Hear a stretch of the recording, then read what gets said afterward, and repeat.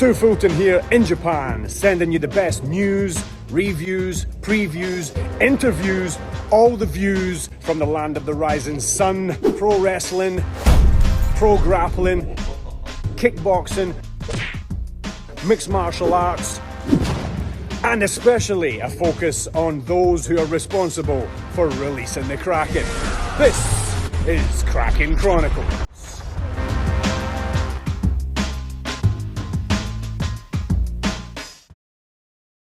Welcome back to Cracking Chronicles. Today's guest is a true warrior of the heavyweight division, a man who has stepped into the ring and the cage against some of the toughest strikers and fighters on the planet. From karate to kickboxing, boxing to MMA across multiple countries and promotions, he built a reputation on toughness, power, and the willingness to face anyone. Known as the Chief, Peter Graham. Pete, great to have you on Cracking Chronicles. It's great to be on Cracking Chronicles. Where are you guys at? Where are you recording your the podcast? So I'm in Japan, and my producer Rick is. Oh, you're in Japan. States. Okay, nice. Yeah. That's the whole connection here, which is what some of the chat I want to get into today, because that's one of the connections that you and I have, Japan, and we had Nicholas Pettis on the show recently. That got me on a nostalgia. Man, I love Nicholas Pettis.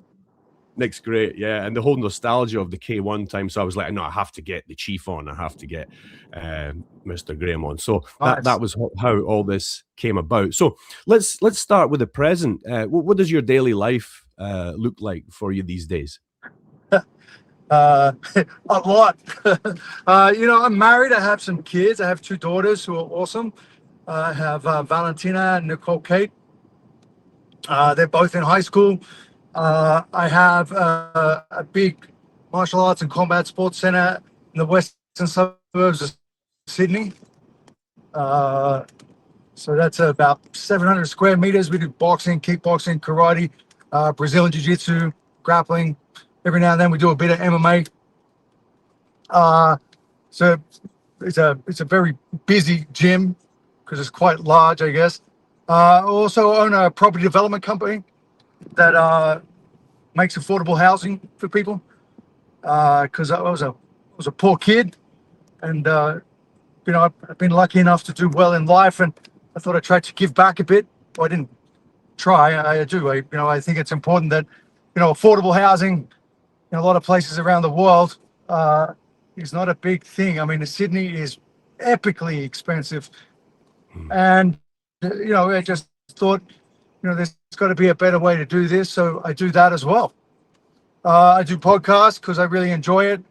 Also, people keep on asking me to go on them. So I say, well, they must want to hear something. I do that. I like surfing. Tomorrow there's a good swell in the northern beaches in Sydney. So I'm going to take tomorrow off.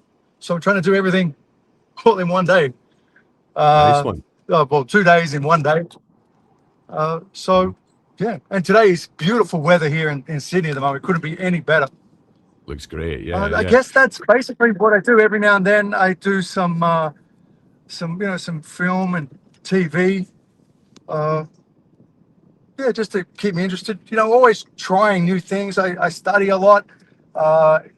Because keeping up with all the legal stuff around property development, there's all the finance stuff as well.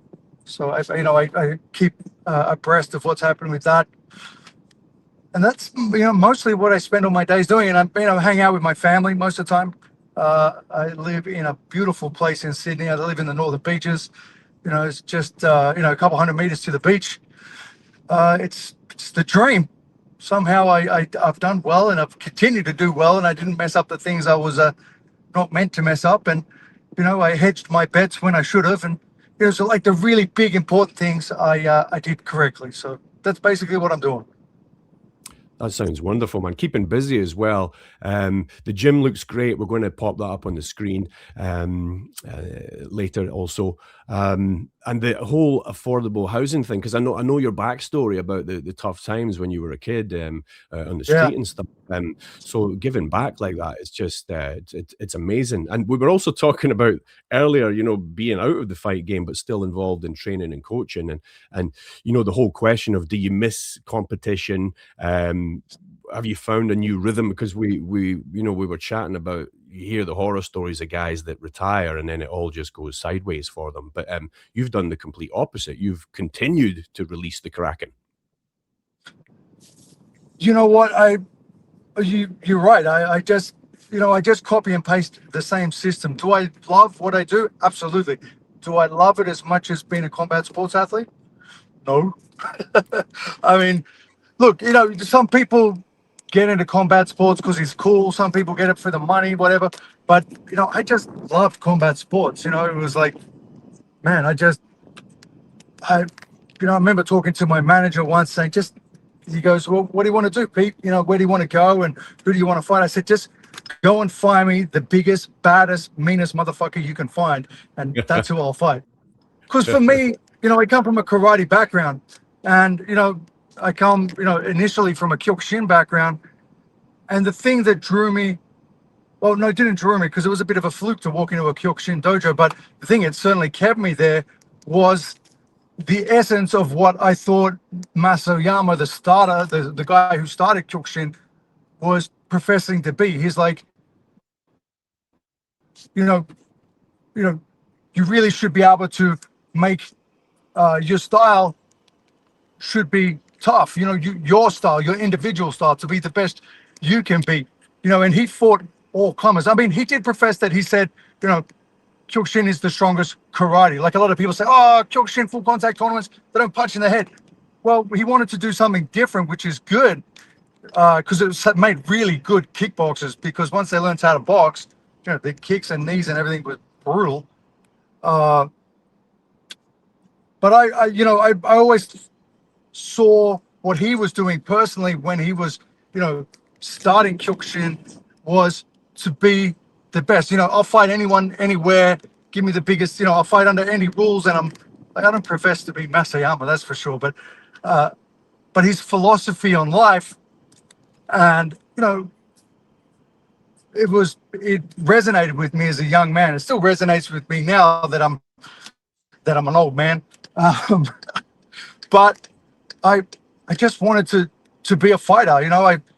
You said you just spoke to Nicholas Pettis, and he helped me tremendously. But really looked up to those guys, all those Kyokushin guys who went to K-1 and made it big. And I'm like, these guys are awesome, and I just wanted to continue with that. So when I retired, my wife said to me, Peter, you can do whatever you want. She's not, she wasn't like, oh, you need to stop and why do you do this crazy stuff? She's like, your goal was to make your life better through martial arts and combat sports. And she said, you've done that. Now you have, when you started, you had nothing to lose. And she says, now you don't need the money. You don't need the fame or anything else. You have a lot to lose now. You have a family. You have, I'm still healthy and, all those things. She said, now something, you can, there's a lot on the line for, relatively small amount of money. And, after about 127 pro fights, I'm still smart enough to understand that she's right. Wise, very wise. I think the whole karate, the Kyokushin karate background that you have, it was one of the main reasons that the fans in Japan really warmed to you. Very quickly, you were very relatable to them because you used to walk out in the karate gi sometimes, right, to the ring. Yeah, I've done it a few times.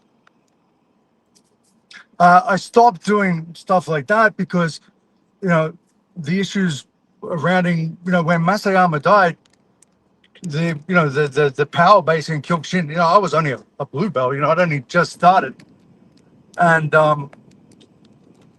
there was there was so many political things happening, and it really weakened the structure of Kyokushin. And I was, I guess, caught in the crossfire of the whole thing. I was like, what's the word? Like I was, I knew what I wanted, but I certainly didn't know the what's the word? The way to do the right thing in Japan, because the way what's done with, the way people join businesses and gyms and stuff is different from, definitely different from Australia, almost the polar opposite, right? So we got you got to be you got to be crazy. I mean, let's be serious. I mean, if anyone doesn't think that martial arts and combat sports isn't controlled by mafias and yakuzas and triads and the whole lot, then they're fooling themselves. And I'm certainly not any of those things. So I wanted to fight. I didn't want to get whacked, and I didn't want to join some outlaw, you know, group or federation or gang. So it was difficult for a while, but I just kept going back. I guess always knew what I wanted, and I just went. I can deal with not having to wear a gi and promote where I came from, uh, because in my heart that's what I am. I'm Mhm. karate, I'm Kyokushin, and like the spirit of Kyokushin. In the Dojo Kun they say the way of the ultimate truth, right? And that's what it was for me. It gave me a way. It gave me a system to succeed, and I use that same system, you know, of going forward and pushing myself and challenging myself and putting myself in difficult physical situations to apply to the rest of my life. With my family, with my Mhm. finances, with my businesses, with my dojo, with everything I do. And it's a great system that I find works perfectly. Mhm. Yeah, I think a lot of people in the martial arts share that sentiment with you. As there's fighters all around the world, guys that just fight. That's it. But for you, you're a fighter and a martial artist, and like I said before, that's one of the things that really made you a hit in Japan. The Japanese fans, because I was living here right through before you even came out here, so I was watching all your fights real time and immersed in the culture here with Japanese fans, and I could feel very clearly that they had that affinity with you because of the Budo, the Bushido, the martial arts link, as well as being a fighter. I think that was one of the biggest points of your success and fandom out here. Um, Now, I want to move on because in this show we talk about releasing the Kraken, that moment when a fighter goes beyond technique and taps into something deeper, something more primal. For you personally, when did you first realize you had that inside you, that inner warrior? It's an awesome question. But first of all, you're going to have to give me your uh, absolute definition of what Kraken is. Because are you talking about spirit? Are you, intestinal fortitude? It sounds like a colloquial word that Yeah. uh, I've heard the Irish use. They have a crack, which is also the crack. They're speaking, and in Uh-huh. Australia you have a crack at it, which Hmm. means you give it a go, do your best. But Hmm. cracking, like Yes. I could be cracking someone in the head. Well, yeah, there's that too. So so This so is tell me what's your definition, and I will give you a better answer. it's the mythical beast, the mythical Kraken beast that is controlled by Poseidon, and it comes out in some very special occasions. And as you've been in the fight world for a long time. There's some guys that are studs in the gym. They look great. They get into the ring or the cage, and they just crumble. The pressure's too much for them. So I really want to know for you, when was that moment? Was it when you were doing karate originally, or was it when you got into kickboxing or boxing, or was there one specific fight where you had to really dig deep and notice that thing in yourself, that warrior in yourself, and tell yourself, I'm not crumbling here. I'm not going to lose. I'm not going to be small. I'm going to be great, and push through to either win the fight or learn something about yourself because you had to dig deep. So that's the Kraken, releasing the Kraken. It's pulling out that inner warrior that it's innate in a lot of people, but not everybody can pull it out. But you can, and I've seen it many times. Was there a specific time or fight? So I completely understand the question. So, to be honest, the best way to answer this question, I feel, is to tell you when I first started karate. I was just turned 18. I was still living in a youth refuge, which is like I don't know, it's where they put kids that don't have parents and family to look after them. And I used to walk past this. At the time, it was just what I thought was a karate dojo. I didn't know what Kyokushin was. And I used to go past there because I was walking to a bottler, which is, like where you buy beer and wine and spirits and stuff like that. And, I used to walk past and hear, I hear them kiaing and training. I thought, oh man, that's really cool. Like, I'd watched every martial arts and combat sports movie there was, from Kickboxer to, Karate Kid and everything else in between. And I went, man, I got to do something with my life. I failed everything at school. I went to like 14, 15 different schools in my life. I lived in, I moved basically every 3 months to a different place to live at, and a different school almost as well, most of the time. So I wasn't settled. I wasn't good at anything at all. I wasn't like the street kid that was really clever and, funny or charismatic, because I kept on moving to different areas as well. It was like, I didn't fit in. I was always the new kid. So I always had to try to improve myself, and I didn't have much self-confidence at all. So I said, Pete, you're not going to be good at a lot of things. And if you want to be actually good at something and get along in this world, you're probably just going to have to pick one thing.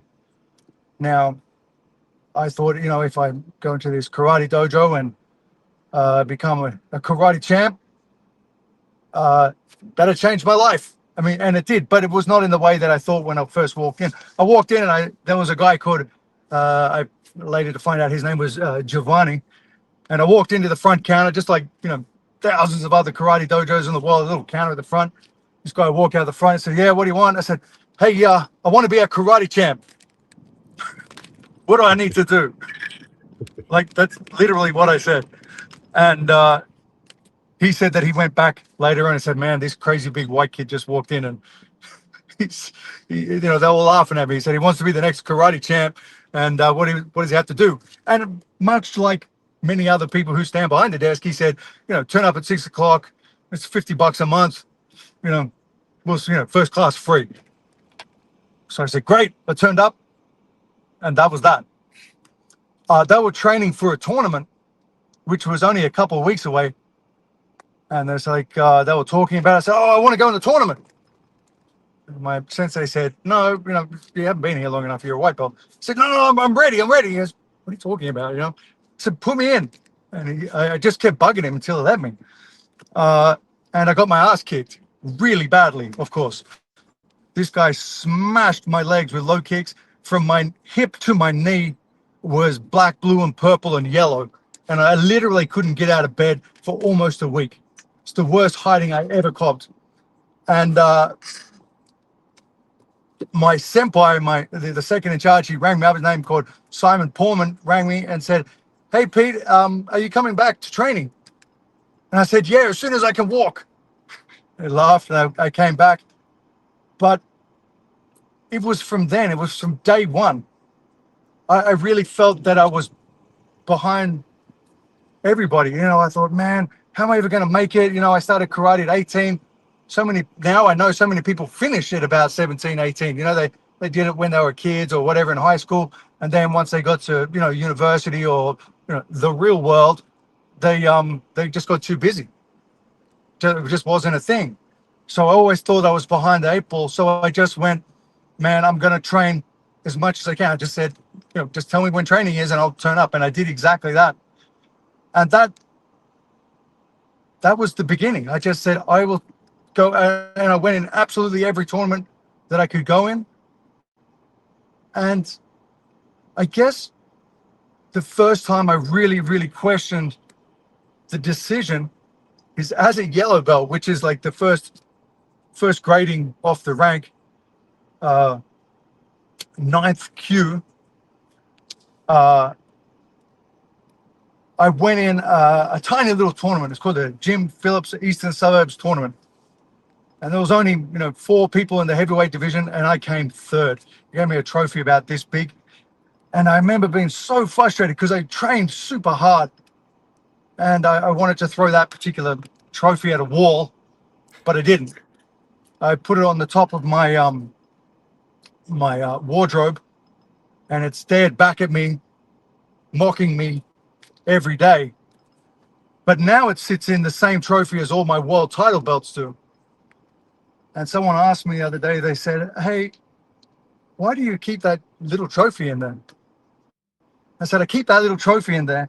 It's because if I had given up then, everything else in this, big trophy cabinet wouldn't exist. And I guess that's when it comes to finding the Kraken or my personal intestinal fortitude as a fighter, as I lay in that bed for that first week, only after starting karate for, weeks, right? That's when it was like, it solidified in my head. I said, I'm not going to stop. I'm going to do this for as long as I can to the best of my ability and as hard as I can, no matter what. Everything else will be second. And that's what I did. I just kept going. Within 2 years, I booked into the Uchideshi program in Japan, which is the live-in program. Started training with Nicholas Pettis. Francisco Filio was there. Globe Fatoza was there. These were the guys, I was training with all the Kyokushin superstars. And I was like, wow, I want to be like these guys. I saw what K-1 was. This is my first time in Japan. And I was like, okay, this is it. So as you join the Uchideshi program, they say that you should write a diary about what's happening. So I did. And every day I wrote one. And I was talking the second week, I was like, this is so hard. Nicholas Pettis was away doing something. He was running the whole program at that time. And he was away, so no one spoke English. There was, if you wanted to go on the internet, you had to go off somewhere else to do it. Even a phone card, it was like $10 for 10 minutes of talking on a phone, right? It was ridiculous. So it was super hard. And they were just kicking my ass. I mean, these guys were training for world tournaments, and to say they were giving me a hiding was an understatement. And you get the feeling that maybe they're not, they don't like me. You don't know. I don't speak Japanese. I certainly didn't speak any of it then. And it was so hard. But I had no other choice. In my mind, well, I had a few reasons I had no choice. One is I had a ticket that was booked in 3 months, and that was the first time I was allowed to go home. And I didn't have the money to change it, and I had no other extra spending money. That was it. I had, I can kind of tell a lie. I had $10 per week. That was my entire budget for phone calls, extracurricular activities, you name it. So it was a pretty tight budget. My dojo helped me, and they were really awesome helping me get there and stuff like that. But that was it. And it was so hard. And then I don't know if you know this story. Growing up as a street kid, I didn't have any family around me, and the only other person I really had, and it wasn't like he was around all the time, but every now and then, we'd catch up. So this is my older brother. And during the process of being an Uchideshi and all that happening, I was called into the office and was, the one of the other people who were training there came in and said, "Hey, you have a phone call in the office. They want to. It's your mum." And I said, "My mother? I haven't spoken to my mother in years, and I'm only 20 years older this time, right?" And I said, "Are you sure?" He said, "Yeah, it's your mum." And I said, "It can't be my mum." Anyway, so I walked there. I said, "Hey guys, how you going? There's a phone call." They said, "Yes, please, Peter, sit down. You have a call." I said, "No, I'm okay. I'll take the phone call," standing up, because I was getting ready to go back to train. And I got on the phone, and it was my karate sensei. "Oh, sensei, how are you?" His name was Graham Porter. And he said, "Pete, sit down." And I said, "It's okay. I'll stand up. It's fine." And he said, "Sit down." You know that sit down, it means we're not asking any questions. That's what happened. So I said, "Okay." I sat down, and he said, straight up, he said, "Look, your brother just died. He died of a heroin overdose." And at that time, that was the only person to me who was close at all. I had a girlfriend. She was really nice, but in the way when it comes to family. And I was, I was crushed. I was, I'd only really started to build a relationship with him because he was always in boys' homes, and for some reason they never let us stay in the same refuges together. So we never really got to live with each other, except just before I went to Japan. We lived in the same refuge for a while. And it was awesome. It's like, this is great. I'm finally getting my life together. I'd saved money to go to Japan. Well, actually, I was saving money to buy a car, but I used the money to go to Japan and go and train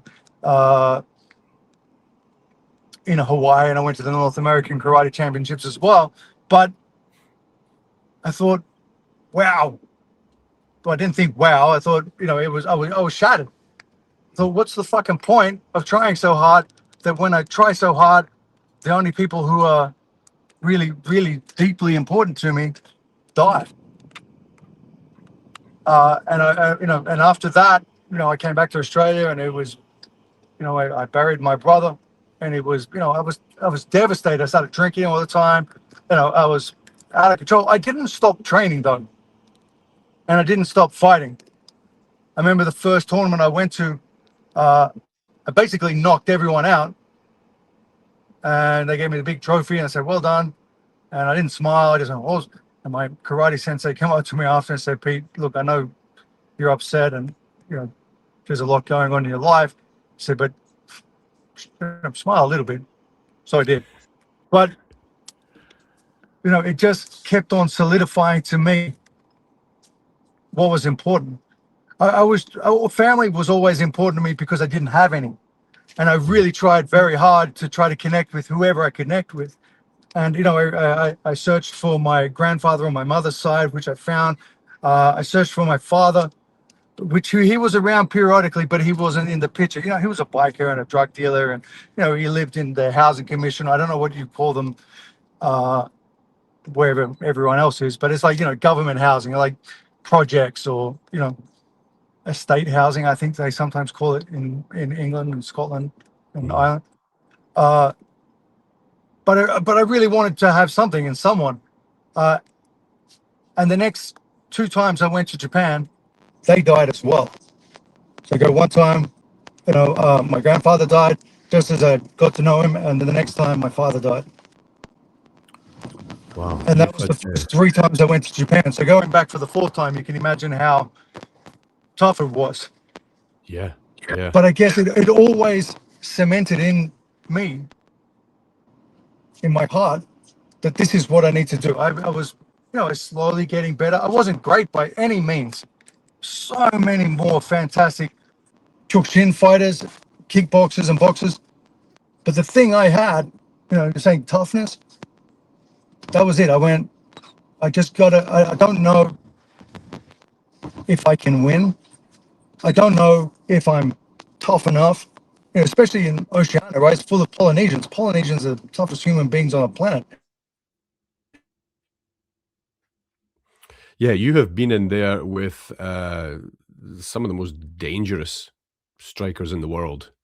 Mariusz Pudzianowski, that monster in KSW, Alexander Emelianenko. The list goes on and on and on. But it just solidified to me that you just got to keep going.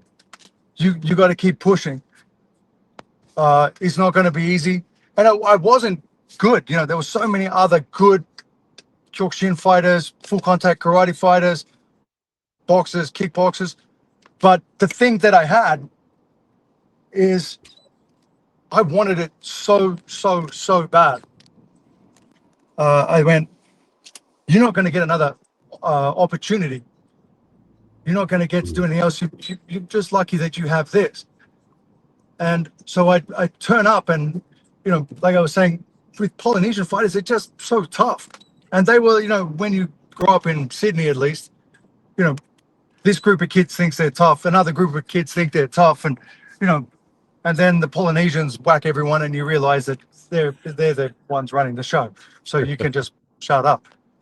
And that was hard because I'm a heavyweight, right? So everyone I fought, when I first started, I was about 85 kilos. And I was like, do you want to cut weight to go down to a lower weight? And I was like, no, I force fed myself forever. I thought, no, I'm going to be a heavyweight. That's the division I need to be in. That's the most prestigious division as far as I was concerned. That's the one I got to win.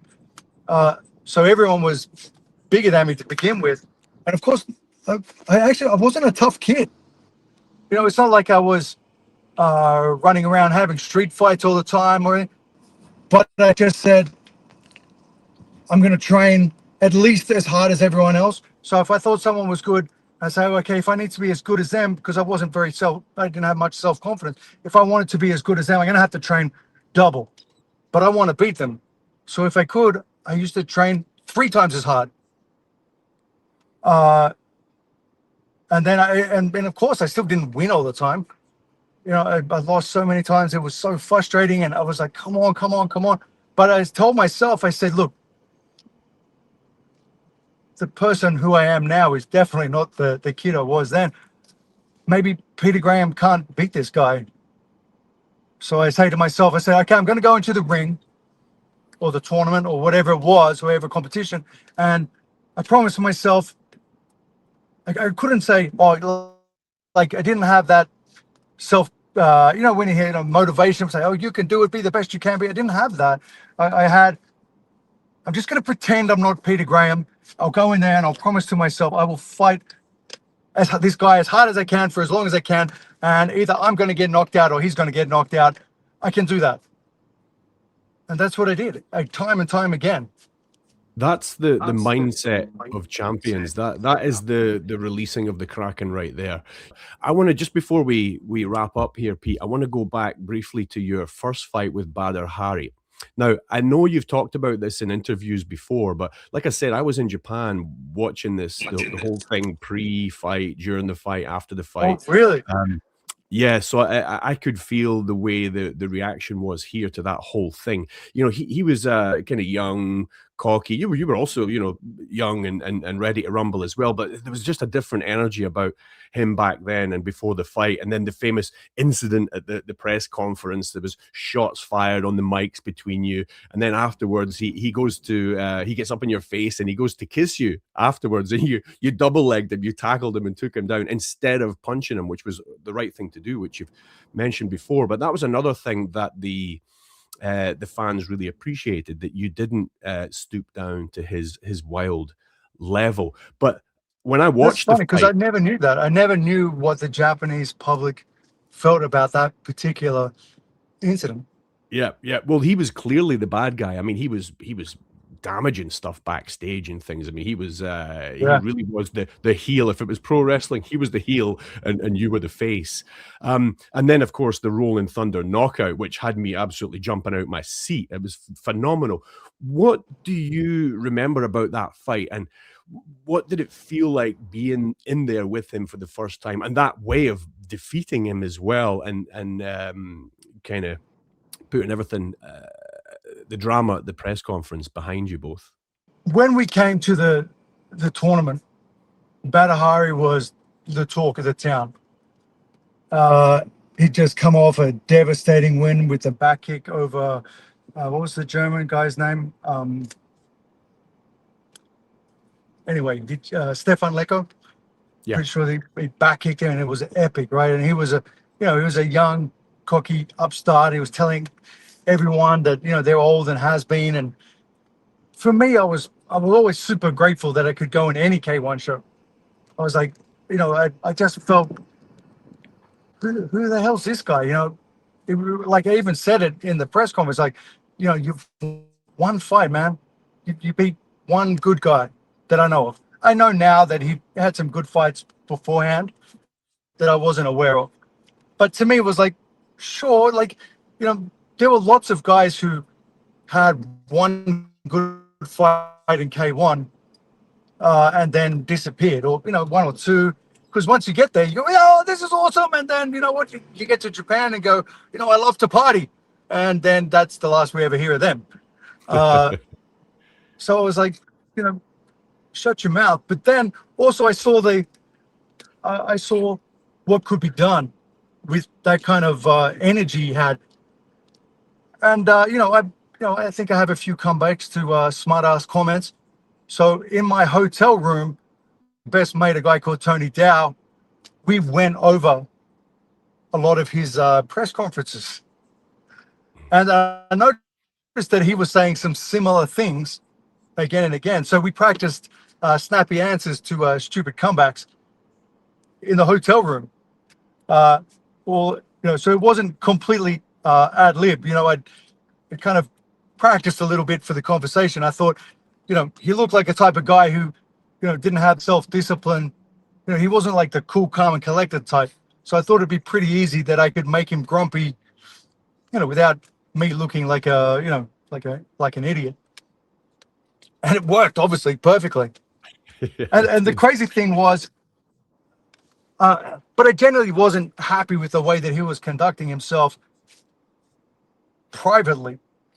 Like publicly, like, whatever, man, I get it. It's combat sports. It's sell the fight, make your money. It's hard, man. It's hard to make it as a combat sports athlete.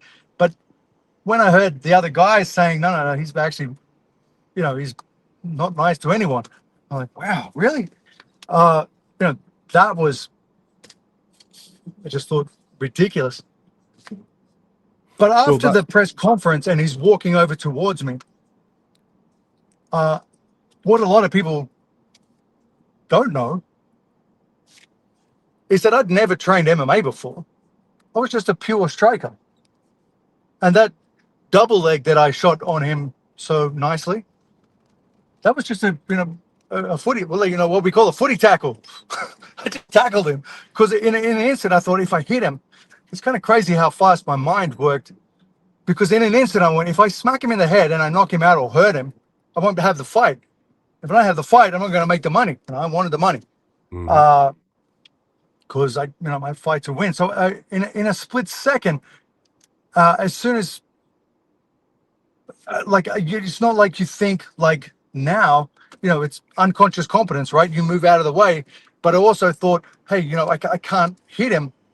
So I went back to, schoolyard fights and I just tackled him. And I think it's hilarious. People have asked me so many times, oh, when you did that, were you aiming for a double leg, or were you going to, and I'm like, no, it was just a footy tackle. I just went, I can't hit him because, it could hurt him before the fight. And that's not what I want. I want to hurt him in the fight. Yeah. That's what happened. I was like, it was a crazy time. It was, yeah. It was beautiful. I mean, he was throwing hands wildly, and I think you just went under a hook. You ducked under the hook, the double leg, put him down, Yep. And then it was broken up, and everything was good. The fight was good to go. But that was the moment. That press conference and that fight was what solidified you here in Japan as Peter Graham, the martial artist and K1 fighter, versus Badr Hari, who was just a fighter. Well, that sounds a bit rude to say just a fighter, but he didn't have the martial arts vibe, which resonates with the fans in Japan. And yeah, for me, that was a huge moment for your brand solidifying out here in Japan. The funny thing was, I noticed later that he did an interview and he painted the opposite picture. He actually had a false memory that you tried to kiss him. And then he started throwing hands. And I was like, hold on a minute. There's actually footage on the internet of, what actually went down. So that I don't think that he actually thought. I think he probably. I've heard the same thing. I've seen the interview. I actually think that he just didn't want to say what he did. I'm like, whatever, man. I think the whole kissing thing was I don't think he was attracted to me, so to speak, but I think he was just trying to rile me up. Which was like, hey, that's cool.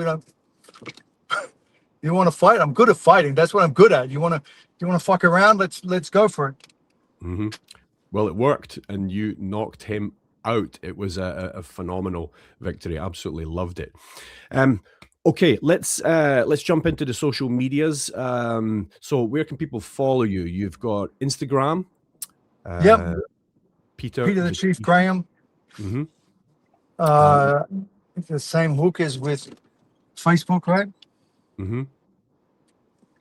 You've got your YouTube channel, Peter Graham 8149, and of course the gym. I urge anyone who's going out to Australia, out to the Sydney area, to drop into your gym. It looks fantastic. I haven't been, but I've seen some footage. It looks amazing. It looks big too.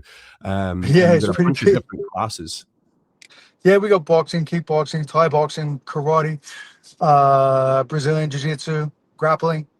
We're not doing much MMA at the moment because we tend to have MMA classes and then we do something. So, okay, we'll work on the judo component or throwing component or wrestling, and then no one turns up the next day.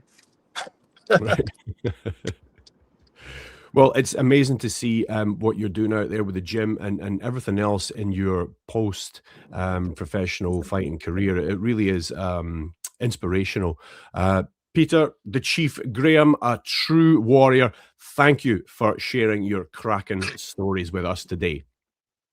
You're welcome. And I don't feel bad that I'm here. Where I am right now is right now on the right-hand side of me is the beach. It's stunning. And it's a beautiful day. So I'm going to go, I got to teach a class and then I'm going to go to the beach. Wow. Living the life. That is absolutely brilliant. And to everyone watching, if you enjoyed this, make sure you smash that subscribe button to Cracking Chronicles for more stories from incredible fighters and athletes around the world, because everyone has that moment when they dig deep and release the Kraken. If you like what you see, hit the thumbs up button, share on your choice of social media platform, and hit subscribe so that Poseidon himself sees to more frequent releases of the Kraken.